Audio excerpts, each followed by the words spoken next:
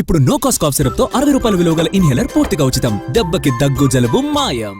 రాహుల్ గాంధీ రేవంత్ రెడ్డిలపై కేటీఆర్ చేసిన వ్యాఖ్యలకు వరుసపెట్టి కౌంటర్ ఇస్తున్నారు కాంగ్రెస్ నేతలు. సోనియా గాంధీ తెలంగాణ రాష్ట్రం ఇవ్వకపోతే బీఆర్ఎస్ అగ్రనాయకుల పరిస్థితి ఏంటని కామెంట్ చేశారు.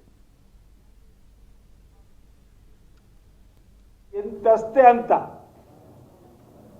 రాహుల్ గాంధీ గారిని ఇష్టానుసారంగా మాట్లాడిన మాటలు, మా ముఖ్యమంత్రి రేవంత్ రెడ్డి గారంటే కూడా కళ్ళల్లో నిప్పులు పోసుకొని ఎవరు మాట్లాడిన మాటలు. ఇద్దరి పైన నిన్నటి రోజు ఓవైపు రాహుల్ గాంధీ గారి తల్లి శ్రీమతి సోనియా గాంధీ గారు ఒకవేళ తెలంగాణ ఇవ్వకపోతే మీ పరిస్థితి ఏందని చెప్పిన ఆలోచన లేకుండా తెన్నింటి వాసాలు లెక్కబెట్టే విధంగా మీరు మాట్లాడినటువంటి మాటలు తెలంగాణ సమాజం చిత్కరించుకుంటున్న వేళ చెప్పులతోటి కొట్టిస్తా నిన్ను. రాహుల్ గాంధీ కుటుంబం గురించి ఏమి తెలుసు అని చెప్పి నువ్వు మాట్లాడుతున్నావు. హైదరాబాద్ నువ్వు ఎక్కడున్నావు? నువ్వు తెలంగాణ ఉద్యమం ఇప్పుడు ఎక్కడున్నావు? నువ్వు అప్పుడు అధికారులను అట్టదిట్టినావు. ఇప్పటికీ ఆ క్లిప్పింగ్ చూస్తున్నావు. ఐఏఎస్ ఆఫీసర్, ఐపీఎస్ ఆఫీసర్, ఏమి బతుకురా మీది? మారరా? బుద్ధి, సిగ్గు, శరం, లజ్జ ఇంకా రావట్లేదా మీకు? ఇంతమంది ఇవి చేసినా కానీ నోటికి ఏది వస్తే అది మాట్లాడటమేనా?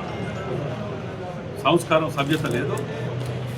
మేము అనలేమరా బ్రోకర్లు, గఫూర్ గారు మేము అన్ని తిట్టలేమా? నేను తిట్టలేకనా? అలా పిహెచ్డీ చేసాం. వాళ్ళ అంతమంది ఉన్నారు పిహెచ్డీ చేసాం.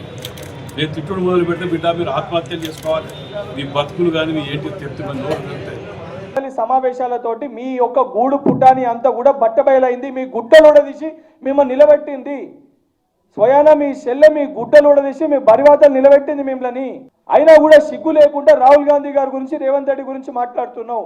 ఇదే రకంగా నువ్వు మాట్లాడితే నేను కాదు, తెలంగాణలో ఉన్న యువకులు, విద్యార్థులు, తెలంగాణ ప్రజలు చెప్పులు దండలేసి గాడిద పైన ఊరేగించే పరిస్థితి ఏర్పడుతుంది.